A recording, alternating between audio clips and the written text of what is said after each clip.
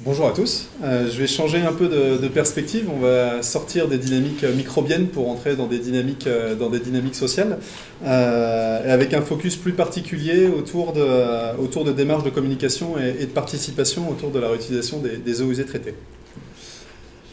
Quand on regarde des ouvrages récents, plutôt à destination des professionnels ou du grand public autour de la réutilisation des eaux usées traitées, il y a deux choses qui sont fortement mises en avant. La première, c'est qu'il est toujours intéressant de communiquer, qu'il faut avoir des vastes campagnes d'information ou qu'il y a un fort travail pédagogique. Donc on a un rapport de l'Association régionale pour la protection de l'environnement, on a le rapport de 2017 de UN Water, sachant que les eaux usées traitées c'était l'année internationale pour les eaux usées traitées, et puis on a le dernier rapport de l'Institut national de l'économie circulaire sur la réutilisation des eaux usées traitées. Et on a une deuxième chose qui est associée à ce besoin d'information et de communication, c'est qu'on estime qu'il y a des interrogations, voire des préjugés, qu'on a des perceptions négatives, qu'il faut convaincre les gens. Donc on part du principe que les gens, il faut les convaincre et que, comme j'ai pu entendre plusieurs fois sur mon terrain, qu'il y a des peurs intestines, il y a naturellement des peurs intestines sur lesquelles il faut lutter et que la meilleure réponse à ça, c'est l'information et la communication. Quand on regarde du coup ce qui se fait en termes d'information et de communication sur le territoire, on a des choses qui sont très très larges, très très variées. On a Noirmoutier qui utilise des eaux usées traitées depuis un certain temps, qui ne communique absolument pas sur l'origine de ces eaux sur son site internet. On a une campagne qui date de l'année dernière de Veolia qui va toucher des lèvres le fait qu'elle puisse réutiliser les eaux usées traitées, mais en étant très précautionneux sur les termes utilisés. Elle va parler de créer de nouvelles ressources à partir d'eau usée, mais le terme de réutilisation n'est pas forcément mentionné. Et puis on a par exemple la Croix-Valmer qui va mettre en avant le fait d'investir pour l'environnement, alors que de l'autre côté, le golfe de Sainte-Maxime communique à nouveau pas du tout sur la réutilisation des eaux usées traitées. Il y a une petite affiche quand même à destination des golfeurs pour les rassurer en leur disant « vous inquiétez pas, vous pouvez quand même jouer naturellement, l'eau qui est dans les toilettes est potable ». Et on a au milieu de tout ça Agde aujourd'hui, qui a un parti pris de communication qui est très tourné autour d'un intérêt environnemental. Se posera la question de savoir, une fois que le projet sera mis en place, est-ce qu'ils continueront à avoir cette communication pro-environnementale ou est-ce qu'il y aura un changement de communication quand les golfeurs devront venir sur leur territoire? Ça, j'ai pas la réponse pour le moment. Donc on a de manière globale quand même un discours autour de il faut communiquer, il faut éduquer, il faut sensibiliser dans des formations, dans ces documents, avec finalement, on reprend assez fortement l'information de Deficient Model sur le fait que si on informe, les gens ils vont comprendre, et s'ils comprennent, ils vont forcément accepter. Oui, mais on se rend compte que dans la littérature, il n'y a déjà pas de consensus scientifique sur cette affirmation. Il y a effectivement des chercheurs qui affirment que l'information, à travers des différentes études, que l'information a un effet sur l'acceptation du public, et à côté, il y a sur d'autres travaux qu'il y a des effets limités, des campagnes médiatiques, que finalement, il n'y a pas le lien entre niveau de connaissance et attitude n'est pas forcément avéré, que si on informe les gens, finalement, ils vont plus être en capacité de remettre en cause notre projet, donc le lien avec l'acceptabilité n'est pas forcément avéré, et que pour se positionner, on n'a pas besoin d'avoir une information complète, mais que des fois, on se positionne par rapport à... On va se positionner... Par exemple, on va évaluer le gestionnaire plutôt que d'évaluer le risque, et c'est la confiance qu'on va émettre vis-à-vis du gestionnaire qui va nous permettre d'évaluer le risque associé. Oui, mais finalement, on a peu de retours d'expérience. On a vu différents cas en France où on communique de manière très différente. Il y a peu de retours d'expérience sur comment communiquer sur ces aspects-là. On pourrait prendre le cas de Singapour qui a été largement repris, mais Singapour, on est dans un autre contexte politique. Ils ont été jusqu'à marketer leur processus en appelant cette eau usée traitée la New Water, qu'ils ont mis en bouteille et en reprenant tous les standards du marketing pour pouvoir faire la promotion de la réutilisation des eaux usées traitées. On a un certain nombre de cas avec la Water Reuse Association aux États-Unis qui a développé un certain nombre de documents de sensibilisation, de communication, mais on a très peu de retours d'expérience sur comment on peut communiquer, quel sujet aborder, comment le faire, quand, auprès de qui. Là, il y a des grosses interrogations méthodologiques. Résultat, on se rend compte qu'il n'y a pas grand monde qui communique. C'est un sujet qui est aujourd'hui peu connu, et le fait que personne communique, personne n'en parle. Sur une analyse médiatique que j'ai pu faire sur les médias français entre 2000 et 2017, j'ai recensé que 156 articles dans la presse quotidienne et hebdomadaire française qui abordent la thématique de la réutilisation des eaux usées traitées. Sur ces 156 articles, il n'y en a qu'un tiers qui traitent profondément du sujet de la réutilisation des eaux usées traitées. La majorité, c'est simplement lister ou citer dans une énumération de solutions potentielles pour faire face au changement climatique. On se rend compte quand même qu'il y a un lien très fort entre personne ne communique et personne n'en parle. Récemment, je n'ai pas fait l'analyse sur 2018, mais on se rend compte qu'il y a une très très forte médiatisation autour du guide méthodologique de l'ARP, qui a été fortement reprise dans les médias. La ville de Agde a fortement communiqué sur le projet en cours de golf, on les retrouve également dans les médias. Et plus récemment, toutes les discussions autour de la réglementation européenne ont été aussi fortement reprises, avec notamment un article récemment dans les Échos. Donc on voit qu'on sort aussi petit à petit des sphères médiatiques qui sont plutôt ciblées vers les professionnels. Ça m'amène à me poser les questions de savoir quels sont réellement les effets des communications, il n'y a pas qu'une manière de communiquer, sur la perception associée à la réutilisation des eaux usées traitées. Pour ça, j'ai un cas d'étude dans un projet qui s'appelle Réadapt, qui est sur le Calavon et le Largue, qui sont deux bassins versants affluents de la Durance, sur le massif du Luberon, qui est sur cette zone-là. Donc le Calavon qui va se jeter au niveau de Cavaillon, alors que le Largue va partir de l'autre côté vers Manosque. C'est un territoire un petit peu particulier parce que on est sur un régime torrentiel méditerranéen avec une forte dépendance des importations de l'eau de la Durance. Il faut savoir que sur le Calavon, il y a 86% des prélèvements du Calavon qui sont importés de la Durance, 24% sur le Largue. Et on est aussi sur deux territoires où il y a un tiers des ruissellements qui s'infiltrent dans la nappe karstique qui va sortir à Fontaine de Vaucluse. Donc avec en plus ce territoire central qui est un territoire qui est lui pas sécurisé par ces canaux associés à la Durance et qui pose un certain nombre de problématiques quantitatives récurrentes. Entre 2003 et 2007, il y a eu des sécheresses successives tous les ans, avec chaque année des arrêtés sécheresse, qui ont pour conséquence d'avoir les deux bassins versants qui sont classés en déficit quantitatif dans le stage de Rhône-Méditerranée-Corse en 2019. On a en 2010 le Largue qui est classé en zone de répartition des eaux, et puis on a des études de volume prélevable en 2013 qui viennent confirmer ces déséquilibres hydriques et qui incitent les acteurs en concertation dans les structures de gestion en place, SAGE côté Calavon et un contrat de gestion côté Largue, à fixer des objectifs de réduction des eaux. Par rapport à ça, il y a une étude de la Société du Canal de Provence pour réfléchir sur cette zone qui est non sécurisée à des solutions de substitution potentielles, l'extension des réseaux, des canaux existants, les retenues collinaires, des forages profonds et la réutilisation des eaux usées traitées qui est également citée dans les options potentielles.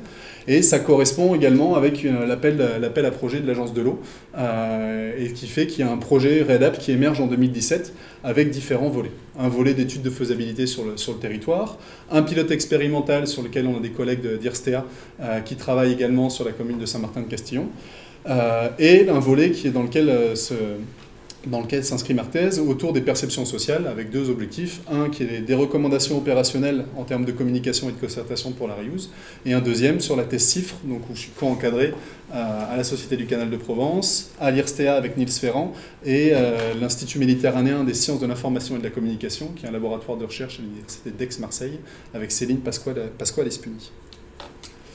Et un volet 4 qui est en cours sur la potentielle extension de la méthode. Quand on parle perception sociale, dans la réutilisation des eaux usées traitées, il y a un gros mot qui apparaît très fortement, en rouge pour certains, ou affiché ouvertement pour d'autres, qui est l'acceptabilité sociale. L'acceptabilité sociale, ça pose un certain nombre de questions, c'est une notion qui est un peu embarrassante. On pense, dans les chercheurs en sciences sociales, il y a une forme d'acceptologie, de faire accepter une démarche. On est sur un terme valise qui est peu stabilisé, qui est mal défini, qui est mobilisé par différents types d'acteurs, par différentes disciplines qui l'utilisent pour des choses différentes. Ça maintient une approche descendante de la décision. Finalement, nous, on sait ce qu'il faut faire et maintenant, on va essayer de vous faire accepter cette solution. Et ça renvoie à un vieux modèle où le savoir technique des experts domine et on cherche à appliquer une vision experte des savoirs. C'est un thème qui est apparu plutôt en sociologie, autour de l'acceptabilité des risques, dans les années 70, qui ensuite a été repris en sociologie des controverses, notamment avec l'intensification des controverses environnementales, et qu'on va retrouver du coup assez naturellement dans un certain nombre de domaines environnementaux où l'acceptabilité sociale va être traitée pour les ressources forestières, pour le déploiement des énergies renouvelables, stockage du CO2, déchets nucléaires, etc., etc. Il y a une définition dans laquelle je me retrouve autour de cette notion qui est proposée par des Canadiens, qui explique que l'acceptabilité sociale, c'est le résultat d'un processus par lequel des parties concernées construisent ensemble des conditions minimales à mettre en place pour qu'un projet, programme ou politique s'intègre harmonieusement à un moment donné dans son milieu naturel et humain. Ça impose le fait que c'est un processus qui repose sur une dynamique sociale entre différents acteurs. L'acceptabilité sociale, ça correspond à un instant T, on n'acquiert pas une acceptabilité sociale dans le temps, et ça définit aussi l'importance d'avoir un système de concertation, de négociation entre ces différents acteurs pour aboutir ou pas à une solution finale. C'est un sujet autour de la réutilisation des eaux usées traitées qui a été aussi très largement abordé, notamment par les Américains et les Canadiens, les Américains et les Australiens, pardon. Et on définit différentes variables qui peuvent potentiellement influencer cette acceptabilité sociale autour de l'objet de réutilisation des eaux usées traitées. Des variables sociodémographiques. On va avoir des variables de caractéristiques hydriques, l'origine des eaux, le système de traitement, l'attribut des eaux, la disponibilité d'autres alternatives en comparaison avec la réutilisation des eaux usées traitées. Et puis tout un volet assez conséquent autour des variables psychologiques. On parle souvent de dégoût, de facteur Burke, du niveau de contact, etc., etc., etc. Je vous invite à aller voir les récents travaux bibliographiques de Fielding et Smith qui recensent très bien ces différents éléments. Mais qu'en pensent les Français dans tout ça? Donc on a effectivement plein d'études, mais on se rend compte qu'au niveau français, il y a peu de choses.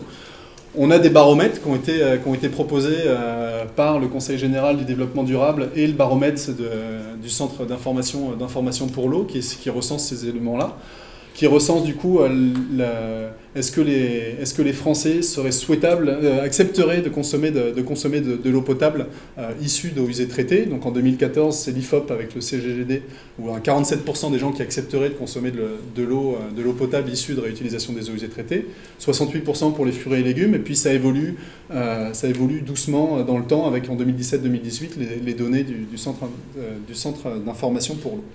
Donc on se rend compte qu'il y a une acceptabilité qui dépend un petit peu de l'usage, mais on n'a pas beaucoup plus d'informations qu'au niveau national que ces données-là. Il y a 3 projets de recherche en France qui ont abordé les enjeux sociétaux, à ma connaissance, sur la réutilisation des eaux usées traitées. Il y a Demoer, Noma et Irialto. Malheureusement, toutes les données de ces différents projets scientifiques ne sont pas forcément accessibles, donc c'est difficile de pouvoir se référer à l'ensemble de ces travaux. Et plus récemment, des projets qui ont été financés par l'Agence de l'eau, comme le projet Sopolo, porté par des collègues d'IRSTEA, ou le projet Aradat dans le cadre de ma thèse, avec là des travaux qui ont été menés par Patrice Garin, où il a essayé justement de travailler autour de la notion de représentation sociale de la réutilisation, et là d'utiliser notamment l'association de mots de Jean-Claude Abric, où on se rend compte que il y a une proposition d'énoncer des mots à quoi vous fait penser la eau usée traitée, et on se rend compte que dans l'analyse des mots énoncés, qu'on n'a qu'un mot qui ressort très fortement et qui constitue le cœur et le noyau de cette représentation sociale, c'est la station d'épuration. Donc ça semble évident et c'est consensuel et partagé que station d'épuration est au cœur du processus d'eau usée traitée.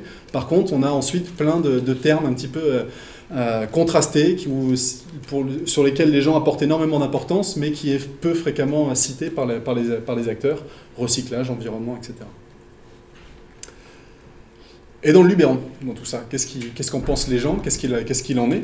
Je suis au début de deuxième année, c'est là des résultats, des retours sur 27 entretiens semi-directifs que j'ai réalisé auprès d'acteurs ayant une proximité à l'objet, donc des gens qui, de par leur connaissance, des services techniques, des agriculteurs, des élus, un industriel et des services de l'État, donc qui avaient une proximité avec l'enjeu de réutilisation des eaux usées traitées. Ils partagent tous le constat que la ressource en eau est largement insuffisante sur le territoire. Il y a des enjeux assez forts autour de l'équité de la répartition de ces eaux. J'ai souvent entendu que le Calavon est un gaudre, donc un torrent qui est à sec la majorité du temps. Donc j'en profite pour prendre quelques cours de provençal aussi pendant mes expés. Et avec une forme d'inéquité qui est exprimée notamment entre le monde agricole, que ce soit entre l'amont et l'aval, ou l'amont qui considère que finalement eux ne sont pas rattachés et pas sécurisés par la Durance, et du coup doivent se débrouiller par des petits bouts de lorgnette. Et en plus, leur situation en amont n'est pas équitable par rapport aux ménages ou individus qui, eux, ne sont pas soumis aux mêmes contraintes d'autorisation sur le territoire. Ce principe d'équité, il va être important, parce que c'est ressorti plusieurs fois aussi dans mes enquêtes, de dire déjà qu'on n'est pas sur les droits d'eau qu'on a actuellement, ou la pression qu'on reçoit n'est pas forcément justifiée, ou il la trouve pas juste en tout cas. Maintenant, vous nous sortez l'idée qu'on va devoir utiliser les déchets de ceux qui utilisent beaucoup d'eau, en caricaturant grossièrement ce qui est exprimé par une partie du monde agricole. Quand j'ai interrogé ces personnes-là, les solutions qui émergent aussi pour faire face à ce manque d'eau, on en retrouve la lutte contre les fuites, on retrouve la sensibilisation aux économies d'eau, les cultures économes d'eau, les retenues collinaires. Les réutilisations des eaux usées traitées, elle est apparue que deux fois dans mes enquêtes, et encore en troisième choix par rapport aux solutions exprimées. C'est pas parce qu'elle est peu exprimée qu'elle est méconnue. L'ensemble des personnes que j'ai interrogées connaissaient la réutilisation des eaux usées traitées, ils en avaient tous déjà entendu parler, principalement dans des réunions locales, que ce soit les réunions de gestion locale, dans la presse. Les cas israéliens étaient largement cités en exemple, où ils connaissaient en tout cas la pratique dans ce pays-là. Des expériences professionnelles, il faut savoir qu'il y a un industriel qui utilise les eaux usées traitées sur le territoire, qui est emblématique, qui s'appelle Abtunion, et du coup un grand nombre de personnes connaissaient la réutilisation des eaux usées traitées par cet industriel, et aussi parce que dans le monde agricole, dans la fin des années 80, suite à un certain nombre de sécheresses, il y en a quelques-uns qui ont testé de récupérer les eaux de fosses septiques à droite, ou des eaux de lagunes à gauche, et qui avaient testé eux-mêmes la pratique dans le monde agricole. Et puis ensuite, entendu parler par la réglementation, mais là ça concerne plutôt les services de l'État et les services techniques des communes. Ils en ont entendu parler, c'est pas pour autant un sujet qui est discuté sur le territoire, et il y a une majorité de ces acteurs qui souhaiteraient avoir davantage d'informations sur ce qu'est la réutilisation des eaux usées traitées. Après, pas d'informations de n'importe qui. Il y a une variance assez forte dans la confiance qu'ils émettent dans différentes personnes qui sont capables de donner cette information, même si ça a été nuancé plusieurs fois qu'on n'accorde pas nécessairement de l'information à une institution, mais à une personne dans une institution, mais avec du coup un besoin d'information qui a été très fortement demandé autour des universités et de la recherche, de pouvoir vulgariser des données qui sont données, notamment des données sanitaires. Et ensuite, de la RIUT, pourquoi faire sur ce territoire, c'est là où on se rend compte qu'il y a une variation d'ambition par rapport à cet objet. Je vous l'ai présenté sur la slide précédente, ce n'est pas un enjeu principal qui est identifié. Il y a d'autres solutions qui sont mises en avant la réutilisation des eaux usées traitées, et quand on leur demande mais si finalement de la réutilisation des eaux usées traitées, qu'est-ce que vous en feriez, qu'est-ce qui vous motive dans ce projet-là, on a des motivations qui sont très très différentes, entre des motivations plutôt quantitatives pour faire des économies d'eau, pour mettre en valeur les eaux, pour préparer l'avenir ou faire face au changement climatique, où là on est encore sur un autre domaine plutôt de perspective, de se sécuriser, notamment pour le monde agricole. Et puis après, il y a d'autres motivations, comme le fait de vouloir expérimenter, d'avoir de nouvelles références, ou alors de pouvoir se présenter comme étant un territoire précurseur. Le fait d'innover dans ces pratiques-là, ça valoriserait notre territoire. Et un dernier type de réponse qui était plutôt pour répondre à des opportunités financières, notamment les opportunités proposées par l'agence de l'eau. Encore une fois, j'ai reposé des questions autour des attitudes, des intentions de fréquentation sur différents usages. On retrouve les éléments présentés plus tôt sur la différence d'acceptation en fonction de l'usage. Ce qui me semble plus intéressant, c'est de savoir à quelles conditions. Le premier volet qui a été cité par l'ensemble des personnes, c'est le volet sanitaire. Il faut qu'une qualité de l'eau soit assurée, il faut qu'il n'y ait pas de risque sanitaire, et avec beaucoup de questions autour de la microbio-contamination chimique et notamment des médicaments qui inquiètent beaucoup. Mais aussi avec une des conditions fondamentales, c'est des contrôles et des suivis fréquents de ce type de dispositif. Deuxième groupe de conditions qui est plutôt sur le process en tant que tel, quel type de traitement va être proposé, et ensuite quel type de gestionnaire. Oui, pourquoi pas, mais ça dépend qui gère l'eau. Donc en fonction de la confiance qu'on va avoir dans le gestionnaire, on a des réponses très variées parmi les enquêtés. Des questions liées à la ressource en eau. Pourquoi pas, mais il faut que ça m'apporte une eau complémentaire, et c'est là où il y a des premiers conflits qui apparaissent entre des usages plutôt environnementaux où il y aurait une promotion de la réutilisation des eaux usées traitées pour de la substitution, pour limiter la pression sur les milieux, alors que d'autres souhaiteraient avoir de la réutilisation des eaux usées traitées pour pouvoir avoir une eau disponible supplémentaire sur ce territoire. Et enfin, des démarches plutôt administratives, des conditions plutôt administratives et financières sur oui, mais à quel coût, quel investissement, quelles sont les démarches administratives que ça va me demander, est-ce que ça va correspondre à mon cahier des charges par rapport à ma filière, et est-ce que c'est moi qui serai responsable en cas de problème, est-ce que c'est le gestionnaire, et là avec un flou sur la responsabilité. La suite, ça va être de pouvoir tester ces variables explicatives statistiquement avec une enquête terrain sur le territoire. Et puis ensuite de lancer une démarche expérimentale à mesure répétée pour pouvoir tester l'effet de différentes formes de communication sur ces perceptions, et de pouvoir du coup voir l'effet que ça peut avoir sur ces variables explicatives, avec l'idée de monter en intensité participative. Il y a, si on reprend les échelles classiques de la participation, on va aller de sans information à une codécision, c'est de pouvoir du coup tester ces différents effets de la intensité participative, information, consultation, concertation ou codécision, et de voir à travers différentes expériences participatives en quoi ça fait évoluer ou non les perceptions de ces acteurs. Ça sera l'occasion de présenter à un autre moment les résultats, mais du coup, le processus classique de réutilisation, où on a un intérêt politique, là je vous invite à aller voir les travaux d'Anne-Laure Collard pour voir qu'est-ce qui peut motiver finalement la réutilisation des eaux usées traitées sur un territoire.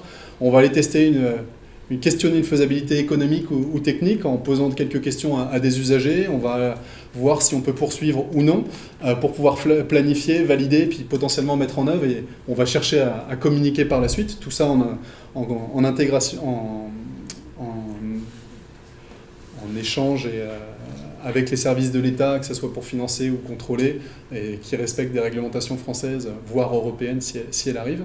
La question, si l'hypothèse demain de dire que l'intensité participative finalement affecte la perception des acteurs et leur acceptabilité, non pas leur acceptabilité dans le sens où on veut leur faire de la reuse, mais parce qu'ils perçoivent la reuse comme étant pertinente, comme répondant à leurs besoins, à leurs attentes. Ça posera d'autres questions de recherche pour savoir potentiellement comment est-ce qu'on intègre ces participants dans des phases de faisabilité, dans une planification participative, pour pouvoir mettre en place d'autres projets qui soient ancrés sur le territoire et qui intègrent vraiment cette faisabilité sociale. Je vous remercie.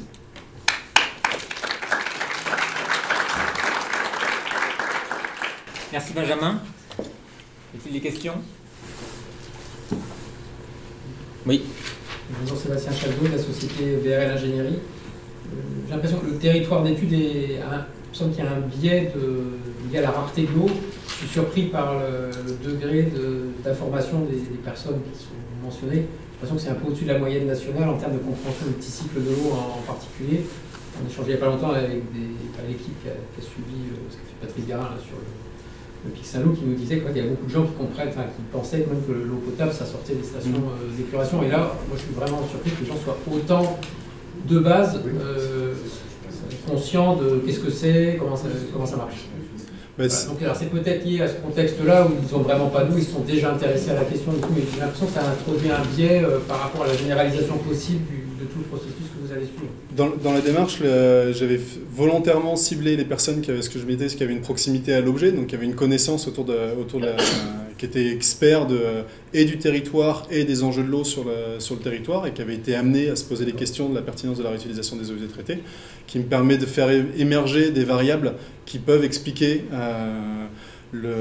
des freins, des moteurs par rapport à la réutilisation. Maintenant, l'objectif, c'est effectivement d'aller tester ces variables auprès d'un public plus large, qui est le public citoyen, dans lequel on risque de ne pas nécessairement avoir les mêmes réponses, mais c'est de pouvoir pré-identifier ces variables et ensuite de pouvoir les tester maintenant sur le terrain statistiquement pour voir ce qui fait écho justement sur des personnes, sur une population qui est, elle, moins informée. D'autres questions, monsieur?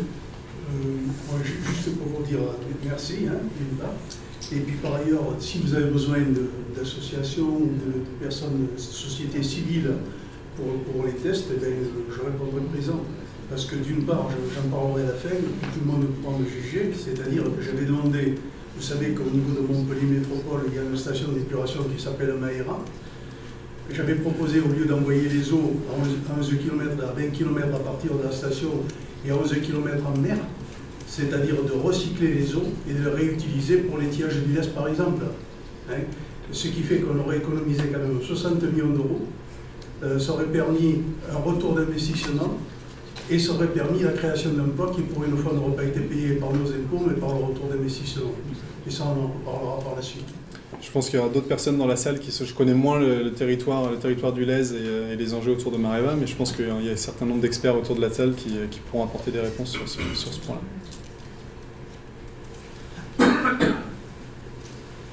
D'autres questions? Commentaires?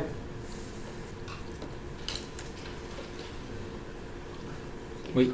Moi j'ai une question, si tu peux repasser la diapo d'avant, s'il te plaît. Voilà, processus reuse. Donc là on voit, alors il est assez parlant ce schéma, il est très parlant. On voit qu'on envisage dans ce processus-là, qui n'est peut-être pas unique, une communication auprès des usagers en bout de chaîne. Et je me posais la question toute bête, c'est est-ce que, pour mettre un peu d'huile dans les rouages au niveau de l'étage intermédiaire d'expertise, si on a déjà fait de la communication auprès du grand public, et dans l'hypothèse bien sûr où cette communication soit gagnante, ça pourrait pas du coup faciliter le travail dans les échelons intermédiaires d'expertise pour faire aboutir la démarche. Voilà. Ce schéma-là, c'était effectivement aujourd'hui la manière dont la reuse est portée, qui a pu aussi montrer ses limites quand on pense à des cas américains, australiens, où il y avait effectivement dans les années, début des années 90, une communication qui arrivait tardivement avec une forte opposition et des projets qui n'ont pas pu se faire. Les Américains aujourd'hui ont justement intégré cette partie communication beaucoup plus en amont. Après, je ne sais pas ce que ça veut dire encore. Bonne communication, qu'est-ce qu'on cherche à avoir. Ce qui me semble important à retenir pour le raccrocher aussi à la thématique du jour autour de la multidisciplinarité, c'est que on se rend bien compte qu'aujourd'hui, les usagers, dans leur perception, ils sont influencés par le type de traitement, ils sont influencés par le gestionnaire, ils sont influencés par le processus technique en lui-même. Et du coup, les attentes qu'ils vont avoir, si elles ne sont pas prises en compte au moment de l'élaboration de ce processus technique, et qu'il n'y ait pas des systèmes de rétro, de retour et d'interaction entre ces attentes sociales et la dimension technique, il y a de fortes chances que même si on a fait de la communication pour expliquer ce qu'on voulait faire, mais que cette communication elle est unidirectionnelle et qu'elle ne va pas dans les deux sens, on peut arriver aux mêmes conclusions que ça ne peut pas marcher. Je ne sais pas aujourd'hui quel est l'impact d'une démarche dite participative autour de l'objet de la réutilisation des eaux usées traitées, qu'est-ce que ça impliquerait si on essaye d'associer au plus près des acteurs à la décision, c'est ça la participation, quel serait l'impact de ce rapprochement à la décision. C'est justement pour ça que je voulais avoir différents niveaux et une différente intensité, mais ce qui est sûr c'est que il faut que les choses ne soient pas pensées séparément en silos, mais qu'elles soient bien intégrées entre différentes sphères. Et aujourd'hui, il y a une prédominance des études de faisabilité économique et technique, en pensant que si on explique bien et qu'on vend bien notre projet avec une bonne communication, justement, normalement, on n'aura pas de problème à faire passer notre projet. Effectivement, il faut le mettre en amont, mais pas que à travers une approche unidirectionnelle. Monsieur. Gérard Martin de la SHHNH. J'ai été choqué de voir mentionner dans les paramètres d'acceptabilité la notion de race. Vous pensez qu'il existe des races humaines? Encore une fois, ça, c'est des travaux qui ont été faits aux États-Unis, en Australie, où les questions de race sont pas traitées de la même manière que chez nous, au même titre que la question de religion. On peut poser des questions sur les religions autour des perceptions. J'ai juste repris dans un souci de présenter la bibliographie. Je répondrai pas à cette polémique-là. Parce que quel que soit l'endroit où l'on se situe, en Australie ou en Nouvelle-Zélande, la science a établi qu'il n'existait pas proprement parler de race humaine. Patrice. Patrice Garin, Émergéo. Patrice Garin, chercheur à l'Émergéo. Dans la l'avant-dernière diapositive, tu évoques sur celle-là, sur l'atelier de faisabilité, codécision. Donc ça, c'est un plan expérimental que tu proposes, si j'ai bien compris. Oui. Du coup, est-ce que, parce que jusqu'au niveau concertation, il y a peu d'enjeux en termes d'implication et de réalisation concrète, puisque à la limite, tu vas aller jusqu'à formuler des avis. L'atelier de faisabilité, tu vas vers de la codécision. Est-ce que tu as l'assurance que notamment les élus sur ton territoire sont prêts à jouer le jeu de l'étude d'une faisabilité avec des citoyens pour aller vers tester cet atelier de faisabilité? Ou est-ce que c'est quelque chose que tu as en tête mais qui reste à négocier? Je pense que le problème n'est pas particulièrement avec les élus. Je pense avoir la chance aussi dans le coordinateur du projet, qui est la SCP, avoir aussi qui est prêt à venir questionner les études de faisabilité technique et économique et de venir les ouvrir en discussion, en codécision dans ces arènes-là. Je pense que le parc naturel du Luberon qui soutient et la communauté de communes soutient aussi la démarche. Le risque, je l'identifie plus au niveau des agriculteurs. Si dans le choix de la station ou du périmètre qu'on va identifier, il y a déjà des agriculteurs pré-identifiés. Ça peut me sembler très très compliqué si on aborde la faisabilité autour d'une station autour de laquelle il y a déjà 2 agriculteurs et que du coup forcément les débats ils vont porter sur ces 2 agriculteurs-là, et on a vu dans tout le contexte qu'ils peuvent ressentir, de mettre en débat leurs pratiques agricoles avec des citoyens, ça ne passera jamais, il me semble. Par contre, de pouvoir choisir un site sur lequel il y a un potentiel de reuse, mais il n'y a pas encore d'agriculteurs irrigués autour, je pense que ce problème peut être limité. Et le maire, la station qu'on a en tête, le maire est assez favorable, et il se trouve que c'est aussi le président de la communauté de communes sur le territoire. Donc c'est plutôt la question agricole qui, à mon avis, est plus épineuse que la question des élus. Oui. Je voulais rajouter simplement quand même que l'agence de Laurent Mitterrand des Corses va dans ce sens pour la réutilisation des eaux usées au niveau des stations d'épuration. Moi, j'aurais une autre question à vous poser. Est-ce que vous avez des retours des pays comme Singapour, les USA ou Israël, par exemple, qui utilisent beaucoup ce traitement? Il y a eu des retours négatifs au niveau de la santé, c'est-à-dire du retour sur l'hygiène. Je pense qu'on va avoir un beau panorama présenté par Valentina Lazarova qui a eu l'opportunité d'être au plus proche de ces cas à l'international. Je pense qu'elle apportera une réponse plus précise que moi sur ce sujet-là.